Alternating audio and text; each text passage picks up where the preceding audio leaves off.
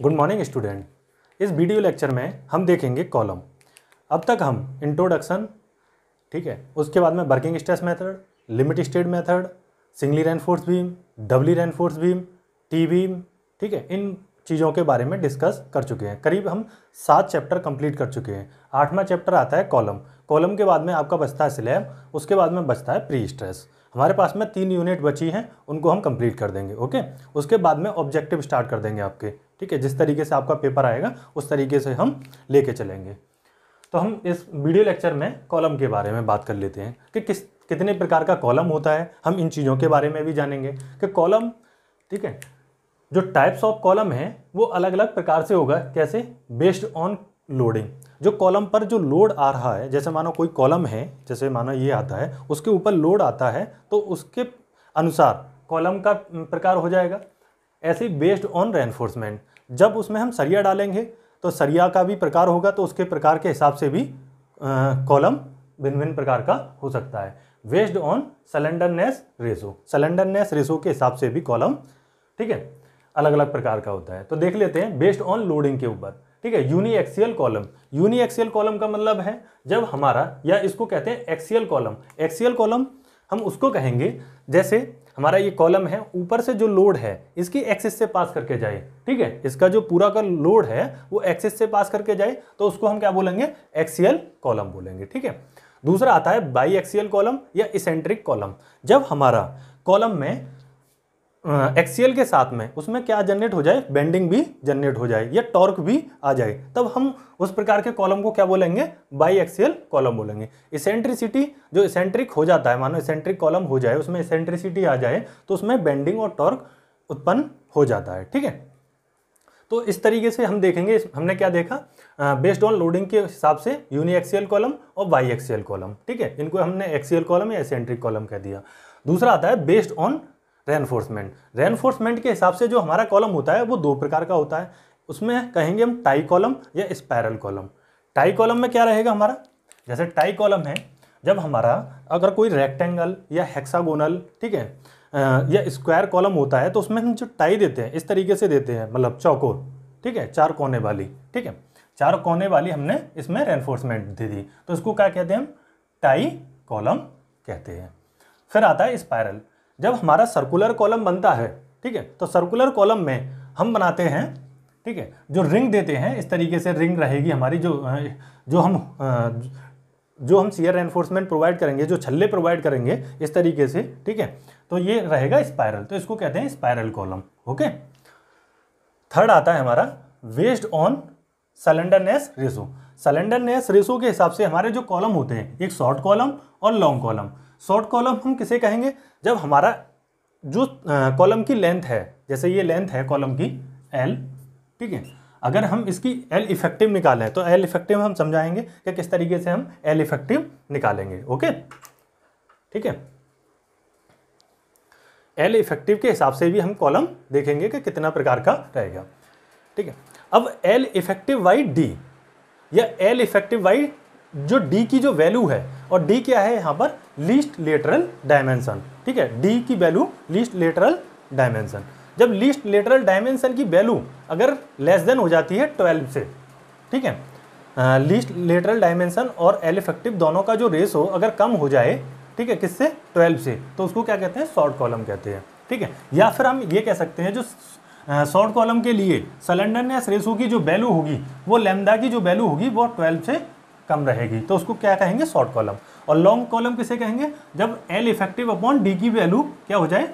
Greater हो जाए 12 से, तो हम क्या कहेंगे? इसको लॉन्ग कॉलम कहेंगे। तो हमने 3 प्रकार से देखा कि बेस्ड ऑन लोडिंग के हिसाब से कॉलम कितने प्रकार के हैं। फिर देखा बेस्ड ऑन रेनफोर्समेंट के हिसाब से हमारे 2 प्रकार के हैं, टाई कॉलम, स्पाइरल कॉलम, ठीक है। बेस्ड ऑन स्लेंडरनेस रेशो के हिसाब से शॉर्ट कॉलम और लॉन्ग कॉलम, ठीक है। और बेस्ड ऑन लोडिंग के हिसाब से हमने यूनी एक्सियल कॉलम या एक्सियल कॉलम कह सकते हैं इसको, या बाई एक्सियल कॉलम दूसरा प्रकार का, या इसेंट्रिक कॉलम हम कह सकते हैं। ओके, तो ये समझ में आया कि कॉलम हमारे कितने प्रकार के होते हैं, तो हम ये चीज़ों के बारे में समझ चुके हैं। अब आता है कि हम किसको पेडेस्टल कहते हैं और किसको कॉलम कहते हैं, ठीक है। पेडेस्टल की जो हाइट होती है वो काफ़ी कम होती है, तो उसको हम क्या कह देते हैं? पेडेस्टल बोल देते हैं। अगर हाइट ज़्यादा हो जाए तो कॉलम कह देते हैं। वो कितना हो जाए तो वो क्राइटेरिया समझ लेते हैं। तो पेडेस्टल जो है उसकी एल इफेक्टिव जो लेंथ है, जो ये एल इफेक्टिव है, मानो ये एल इफेक्टिव है, इसकी जो लेंथ है वो 3 गुणा लीस्ट लेटरल डायमेंशन से क्या है, कम है। 3 गुणा लीस्ट लेटरल डायमेंशन से अगर एल इफेक्टिव की वैल्यू क्या है, ठीक है, कम है, तो उसको क्या कहते हैं, हम पेडेस्टल बोलते हैं।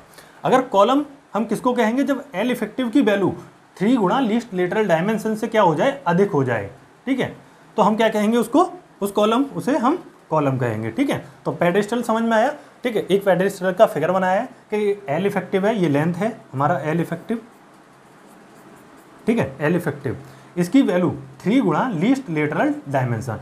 अब ठीक है, इससे कम हो जाए तो हम उसको क्या कहते हैं, पेडेस्टल कहते हैं। जैसे कम हाइट का जो रहता है उसके ऊपर कॉलम बनाया जाता है, ठीक है, फुटिंग के ऊपर, या पेडेस्टल हम किसे कहते हैं। अब हम ये समझ लेते हैं कि लीस्ट लेटरल डायमेंशन क्या होती है।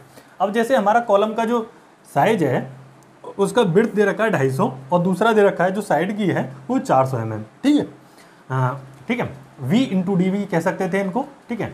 अब इसमें लीस्ट लेटरल डायमेंशन कौन सी है, लीस्ट लेटरल डायमेंशन का मतलब जो मिनिमम होगी, ठीक है, ठीक है, तो उसमें हम 250 लेके चलेंगे, ठीक है। लीस्ट लेटरल डायमेंशन जो मिनिमम होगी उसको हम मान के चलेंगे 250, जैसे इसमें है तो लीस्ट लेटरल डायमेंशन हमारा क्या हो गया 250, और 250 गुणा 3 करें तो उस तीनों की गुणा करने, दोनों की गुणा करने के बाद में एल इफेक्टिव की वैल्यू क्या आती है, कम आती है, तो हम उसको पेडेस्टल कह देंगे, और वैल्यू अगर यदि हमारी ज़्यादा आती है तो उसको हम कॉलम कह देंगे। ओके, तो ये समझ में आया कि पेडेस्टल क्या होता है, पेडेस्टल क्या समझ में आया, और कॉलम समझ में आया आपके, ठीक है। कॉलम क्या होता है, लीस्ट लेटरल डायमेंशन समझ में आया, जो मिनिमम वैल्यू होगी उसको हम लीस्ट लेटरल डायमेंशन की वैल्यू को मान के चलते हैं, ठीक है, कि वो हमारी लीस्ट लेटरल डायमेंशन, मतलब छोटी, लीस्ट का मतलब दोनों में से जो कम होता है उसको कहते हैं लीस्ट, ठीक है।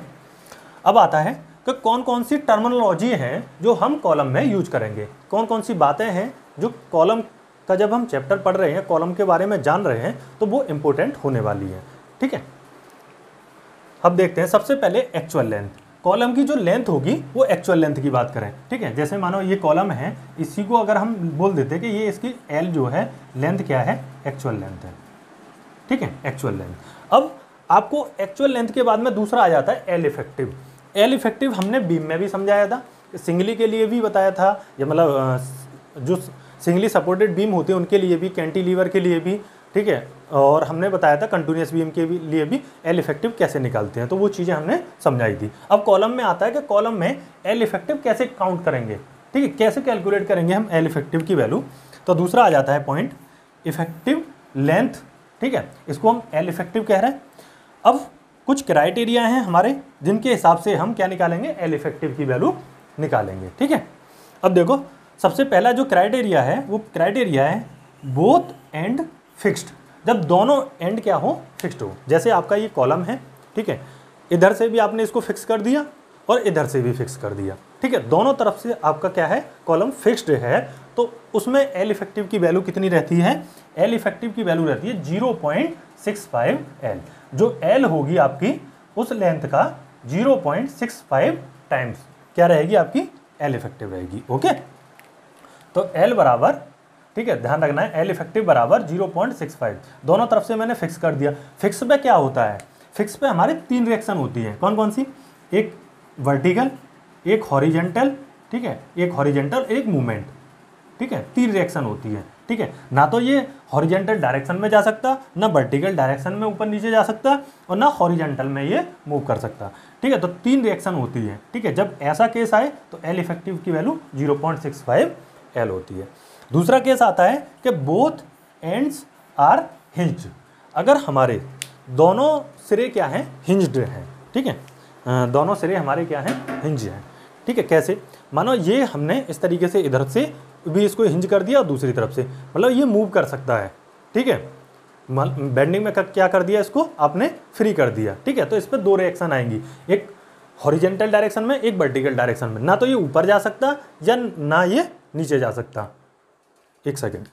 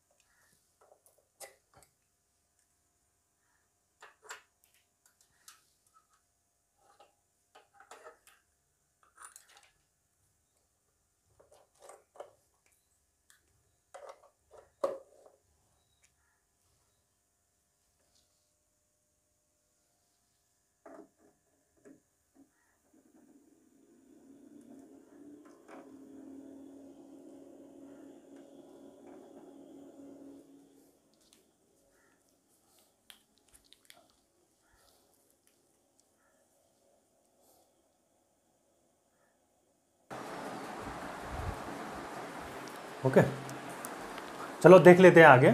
लाइट चला गया था थोड़ा, ठीक है। अब देख लेते हैं, हम बता रहे थे आपको इफेक्टिव लेंथ के बारे में। इफेक्टिव लेंथ पर, ठीक है, जो हमारी कॉलम जो रहेगी, ठीक है, उस कॉलम में जो एक लेंथ रहेगी क्लियर स्पैन रहेगा, ठीक है, और दूसरा इफेक्टिव।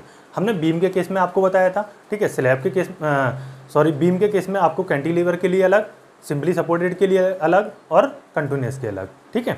अब देख लेते हैं कॉलम में एल इफेक्टिव कैसे लेते हैं, ठीक है। समझा रहे थे आपको, अगर हमारे दोनों सिरे क्या हो जाए, फिक्स्ड हो जाए, कि इधर से भी हमने कॉलम को इस तरीके से फिक्स कर दिया, इधर से भी फिक्स कर दिया और इधर से भी, ठीक है, इधर से भी फिक्स और इधर से भी, तो हमारा एल की जो वैल्यू होगी वो कितनी होगी, एल इफेक्टिव बराबर 0.65 इंटू एल, ठीक है। एल इफेक्टिव की वैल्यू 0.65 इंटू एल की वैल्यू रहेगी। ओके, अब बात कर लेते हैं, अगर दोनों सिरे क्या हो जाएं, हिंज हो जाए, ठीक है, दोनों सिरे क्या हो जाएं, हिंज हो जाएं, तो एल की वैल्यू, एल इफेक्टिव की वैल्यू एल के बराबर हो जाएगी। ओके, एल इफेक्टिव की वैल्यू किसके बराबर हो जाएगी, एल के बराबर हो जाएगी। इसमें क्या हो जाएगा, दोनों हिंज हो जाएं, तो मूवमेंट क्या हो जाता है, फ्री हो जाता है इसमें, ठीक है, इसमें जो मूवमेंट लगा है इसमें फ्री हो जाता है, ठीक है। अगर हम एक एंड को क्या कहते हैं, फ्री कर दें और दूसरे को फिक्स कर दें, तब क्या होता है, अगर हमने क्या किया, इसको फिक्स कर दिया, इसको फ्री कर दिया, तो एल इफेक्टिव बराबर 2L के बराबर हो जाएगा। ओके, अब देखते हैं, अगर हमने क्या किया, एक सिरा फिक्स्ड कर दिया और दूसरा हिंज कर दिया, मतलब ये सिरा हमने फिक्स्ड कर दिया ये वाला, ठीक है, और ये सिरा हिंज कर दिया, तो ऐसे केस में एल इफेक्टिव की वैल्यू 0.80 L के बराबर हो जाएगी। ओके, तो इन चीज़ों को देखेंगे, ठीक है। अब यहाँ से ध्यान रखना, हम जो है आपका जैसे मानो पेपर जो होगा वो 50 नंबर का होगा, एक क्वेश्चन 1 नंबर का आएगा, ऑब्जेक्टिव टाइप के आपके क्वेश्चन आने वाले हैं, 1.5 घंटे का पेपर होगा। तो ध्यान रखना, हम जो अब क्लास पढ़ा रहे हैं, अब से जब से आपका नोटिस आया है, तो ध्यान रखना ऑब्जेक्टिव को ही मानकर हम पढ़ा रहे हैं पूरा पेपर, ठीक है, क्योंकि हम अब ऑब्जेक्टिव के हिसाब से चल पड़े हैं। पहले हम थोड़ा मेंस के हिसाब से तैयारी करा रहे थे, आपको जैसे क्वेश्चन लिखने पड़ेंगे, आपको डिजाइन करना पड़ेगा, अब हम थोड़ा सा ऑब्जेक्टिव की तरह हम मूव कर चुके हैं। Okay, sorry. अब देखो यहां से आपके 4 क्वेश्चन बन सकते हैं, ठीक है, आपके यहां से 4 क्वेश्चन बन सकते हैं। 4 क्वेश्चन में देखो, हिंज सिरे के ऊपर आपका क्वेश्चन बन सकता है, तो 4 क्वेश्चन अगर आप देखें ऑब्जेक्टिव में, यहां से 4 क्वेश्चन पूछे जा सकते हैं, ठीक है। 2 क्वेश्चन आपके यहां से पूछे जा सकते हैं, काफी इंपॉर्टेंट है, ठीक है, काफी इंपॉर्टेंट है। 2 क्वेश्चन यहां से पूछे जा सकते हैं कि पेडेस्टल क्या होता है और कॉलम क्या होता है, ठीक है। 4 क्वेश्चन आपके यहां से पूछे जा सकते हैं। ओके, अब देख लेते हैं, ठीक है, और 2 क्वेश्चन आपके स्लेंडरनेस रेशो के बेसिस पे पूछे जा सकते हैं। 2 क्वेश्चन यहां से पूछे जा सकते हैं कि शॉर्ट कॉलम क्या होता है, लॉन्ग कॉलम क्या होता है, ध्यान रखना। तो यहां से कितना आपका 8 क्वेश्चन आपके यहां से तैयार हो सकते हैं, ठीक है। अब बात करेंगे लीस्ट रेडियस ऑफ गायरेशन की। आपने इसको सोम में भी पढ़ा होगा कि लीस्ट रेडियस ऑफ गायरेशन क्या होता है, आर बराबर रूट में I/A, ठीक है, I/A की वैल्यू, ठीक है। आई क्या रहेगा, आई यहाँ पर क्या लेते हैं, मिनिमम लेते हैं, ठीक है। मिनिमम क्या होता है यहाँ देख लेते हैं, ठीक है। अगर रेक्टेंगल के लिए आई निकालना हो, ठीक है, तो कैसे निकालेंगे, BD/12 होता है, ठीक है, और यहाँ पर मिनिमम क्या है 250, तो इसको हम इस तरीके से लगाएंगे, आई मिनिमम बराबर DB/12, ठीक है। डी क्या रहेगा 400 रहेगा और बी क्या रहेगा 250 डिवाइड बाई 12, क्योंकि आई मिनिमम यहीं से निकल सकता है हमारा, ठीक है। क्योंकि अगर हम यहाँ पर 400 का क्यू करते तो वो वैल्यू ज़्यादा हो जाती, तो आई मिनिमम की वैल्यू लगाते हैं, डिवाइड बाई ए क्या रहता है, क्रॉस सेक्शन, तो 250 इंटू 400 क्या हो गया, हमारा क्रॉस सेक्शन हो गया। ओके, तो हमारा लीस्ट रेडियस ऑफ गायरेशन हम आराम से निकाल सकते हैं। तो एक क्वेश्चन ऑब्जेक्टिव का यहाँ से भी पूछा जा सकता है, ठीक है। कॉलम में हम आपको कॉलम को इस तरीके से बताएंगे कि ऑब्जेक्टिव कहाँ से किस तरीके से पूछे जा सकते हैं, तो ध्यान रखना कॉलम को भी आप अच्छे से पढ़ के चलना। अब तक हम 7 चैप्टर कंप्लीट करा चुके हैं, ध्यान के चलना, ठीक है। अब ये कॉलम चलेगा, कॉलम के बाद में मैंने बताया था आपको प्री स्ट्रेस, फिर उसके बाद में स्लैब, ठीक है, उसके बाद में ऑब्जेक्टिव ले लेंगे और आगे, ठीक है। एक क्वेश्चन और आता है सिलेंडरनेस रेशो पर, कि सिलेंडरनेस रेशो हम किस तरीके से फाइंड करें। तो एल इफेक्टिव में अगर हम आर का डिवाइड कर दें या फिर एल इफेक्टिव में लीस्ट लेटरल डायमेंशन जो होती है, यहाँ पर बी मिनिमम है तो इसलिए हमने बी मिनिमम लिख दिया है। ठीक है, अगर इसको हम डिवाइड करते हैं एल इफेक्टिव को तो लैम्डा की वैल्यू निकल आएगी, और लैम्डा की वैल्यू जो निकलेगी उसके हिसाब से हम बता सकते हैं शॉर्ट कॉलम है या लॉन्ग कॉलम है। ठीक है, एक क्वेश्चन हमारा यहाँ से तैयार हो सकता है, एक क्वेश्चन यहाँ से। कि अब बात कर लेते हैं कि मिनिमम जो मिनिमम डाया रहेगा स्टील का वो कितना रहेगा। ठीक है, तो हम जो कॉलम अगर हम खड़ा करते हैं, कॉलम का निर्माण करते हैं, तो उसमें मिनिमम 12 mm की स्टील हम प्रोवाइड करते हैं, उससे नीचे हम प्रोवाइड नहीं करेंगे, ना तो 6 की, ना 8 की, ना 10 की। ठीक है, तो कोड ने हमारा बताया है, ठीक है, 12 mm की स्टील आपको यूज करनी पड़ेगी। ओके, तो एक क्वेश्चन यहाँ से 12 mm की क्या करनी पड़ेगी, आपको स्टील यूज करनी पड़ेगी। और नंबर ऑफ रेनफोर्समेंट, ठीक है, number of reinforcement in rectangular column, कि स्टील जब हम प्रोवाइड कर रहे हैं, अगर वो कॉलम रेक्टेंगल होता है तो उसमें कितनी प्रोवाइड करेंगे। ठीक है, अगर वो सर्कुलर होता है तो उसमें कितनी प्रोवाइड करेंगे। अगर रेक्टेंगल या स्क्वायर होता है तो हम उसमें क्या प्रोवाइड करेंगे, 4 नंबर। ठीक है, 4 स्टील हमें सरिया यूज करनी अनिवार्य है। ठीक है, अगर सर्कुलर कॉलम हो जाता है तो आप उसमें 6 सरिया प्रोवाइड करेंगे। आपका सर्कुलर कॉलम हो जाए इस तरीके से तो आप उसमें कितनी प्रोवाइड करेंगे, 6। ठीक है, ध्यान रखना पूरा। ठीक है, रेक्टेंगल हो जाता है इस तरीके से तो आप 4 कोनों पर 4 सरिया प्रोवाइड करेंगे। ठीक है, अब मिनिमम रेनफोर्समेंट हम कॉलम में कितना प्रोवाइड करते हैं, हमने बताया था बीम में कितना प्रोवाइड करते हैं। बीम में हमारा 2%, स्लैब में 1%। ठीक है, और कॉलम में हमारा कितना प्रोवाइड करेंगे, मिनिमम 0.8%। ओके, और बीम में हमने ये भी बताया था कि 4%, ठीक है, क्या प्रोवाइड करते हैं, मैक्सिमम प्रोवाइड करते हैं। और कॉलम में कितना प्रोवाइड करते हैं, 6% मैक्सिमम। ठीक है, मैक्सिमम कितना रहेगा, 6%, और मिनिमम कितना रहेगा, 0.8%। तो दोनों में से ऑब्जेक्टिव पूछा जा सकता है। बट अगर हमारे सरिया जो हैं उनमें बार क्या की है, लैप नहीं की गई हैं, तब हम 6% करेंगे। ठीक है, अगर 6% अगर देखा जाए प्रैक्टिकली ये पॉसिबल नहीं हो पाता, क्योंकि इतना रेनफोर्समेंट अगर हम प्रोवाइड कर देते हैं तो उस रेनफोर्समेंट के प्रोवाइड करने से क्या हो जाता है, कंक्रीट आसानी से पहुंच नहीं पाती है पूरे कॉलम में। ठीक है, वो अच्छे से फ्लो नहीं हो पाती है, बैठ नहीं पाती है, निकल नहीं पाती है। तो हम क्या करते हैं, ऐसे केस में 4% हम मैक्सिमम मान के चलते हैं। ठीक है, आप अगर सरिया का आपने क्या किया, लैप नहीं किया गया है तो 6%, अगर लैप कर दिए हैं आपकी सरिया तो आप उसमें कितना परसेंट प्रोवाइड करेंगे, 4% प्रोवाइड करेंगे। ठीक है, तो ध्यान रखना मैक्सिमम, ये दोनों तरीके से सवाल पूछा जा सकता है। ठीक है, ये सवाल 2 तरीके से ऑब्जेक्टिव में पूछा जा सकता है। ठीक है, अब इन केस ऑफ पेडेस्टल, ठीक है, पेडेस्टल में मिनिमम रेनफोर्समेंट हम कितना प्रोवाइड करेंगे, 0.15%। ओके, तो इन केस ऑफ पेडेस्टल, तो पेडेस्टल के केस में हमारा मिनिमम रेनफोर्समेंट रहेगा 0.15%। ओके, मिनिमम इसेंट्रिसिटी, अब मिनिमम इसेंट्रिसिटी को हम देख लेते हैं। मिनिमम इसेंट्रिसिटी, जैसे हमारा ये कॉलम है, ठीक है, तो कॉलम हम जब हम लेआउट करते हैं तो कभी जब ऊपर कॉलम और बनाएंगे तो लोड का जो है डिस्ट्रीब्यूशन एक्सेल ना रहकर क्या हो जाता है, थोड़ा सा मिसमैच हो जाता है। ठीक है, तो उसके कारण क्या हो जाता है, इसेंट्रिसिटी जनरेट हो जाता है। जो लोड P यहाँ लगना चाहिए, थोड़ा सा अगर शिफ्ट हो गया तो इधर लगता है, तो उसमें क्या आएगी, इसेंट्रिसिटी। ठीक है, और यदि हम ये भी मान के चलते हैं जब हम डिजाइन करते हैं, ठीक है, जब हम डिजाइन करते हैं तो ये भी मान के चलते हैं कि आपका जो लेआउट है वो ठीक से नहीं हुआ होगा, कुछ ना कुछ गड़बड़ हो गया होगा, या मिस्त्री जो होते हैं उन्होंने कुछ ना कुछ अगर गलती कर दी हो, तो हम क्या करते हैं, मिनिमम इसेंट्रिसिटी ऐड करके चलते हैं कि आप गलती कर देंगे तब भी हमारा क्या रहेगा, सेफ रहेगा बिल्डिंग। ठीक है, तो हम क्या करते हैं, मिनिमम इसेंट्रिसिटी लेके चलते हैं। उसको निकालते कैसे हैं, तो ई मिनिमम बराबर L/500 प्लस V या D दोनों में से जो मिनिमम होगा डिवाइड बाई 30, और 20 mm दोनों में से जो मैक्सिमम आएगा, वो वैल्यू किसकी रहेगी, हमारे मिनिमम इसेंट्रिसिटी की। जो मैक्सिमम आएगा वो वैल्यू मिनिमम रहेगी ई, ठीक है, इसेंट्रिसिटी की। ठीक है, अब बात कर लेते हैं, अगर बी और डी दोनों में से अगर कोई भी वैल्यू 400 mm से कम है तो ई मिनिमम 0.05 डी से अधिक होगी, और ऐसे केस में हम कॉलम का जो डिजाइन करेंगे वो बाई एक्सेल कॉलम का हम डिजाइन करेंगे। ठीक है, बाई एक्सेल का मतलब ये होता है कि उसमें हम ये मान लेंगे कि बेंडिंग भी आ रहा होगा। ओके, तो हम इस तरीके से उसका डिजाइन करके चलेंगे।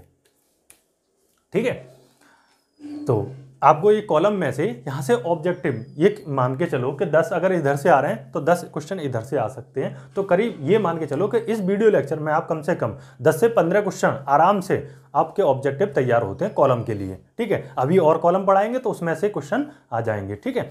इसके बाद में जब चैप्टर पूरा हो जाए तो कॉलम के आप ऑब्जेक्टिव लगाना, ठीक है। जो जिस भी पब्लिकेशन की आपके पास में बुक हो ऑब्जेक्टिव की, तो वहाँ से आप क्वेश्चन लगा के देख सकते हैं। अगर ना भी देख पाएँ तो इस तरीके से इन क्वेश्चनों को तैयार कर लेना, ओके। तो कॉलम में इस तरीके से चलेंगे। और ध्यान रखना, अब जो हमने पढ़ाना स्टार्ट कर दिया है वो ऑब्जेक्टिव की तरह ही पढ़ाना स्टार्ट कर दिया है, ठीक है। आपको इस तरीके से आपको अब आगे चलना होगा ऑब्जेक्टिव की, क्योंकि 50 नंबर के पेपर में आपको, ठीक है, मैं समझता हूँ 40 से 50 नंबर के बीच में लाने हैं। वो तब आएंगे तब आप अच्छे से मेहनत करेंगे, ठीक है। अगर नहीं तो, क्योंकि ऐसा होता है कि इसमें लिखना नहीं है, सीधा आपको अगर क्वेश्चन सही है तो पूरा नंबर मिलेगा आपको, तो आपके जो नंबर हैं वो आसानी से आ सकते हैं, ठीक है। तो इस वीडियो में हम इतना ही रहने देते हैं, ठीक है। आप कॉलम अच्छे से समझें और अच्छे से पढ़ाई करें, क्योंकि पेपर के भी अब 1 महीने से भी आपका कम बचा है, तो अच्छे से तैयारी करके चलें, ओके। Thank you.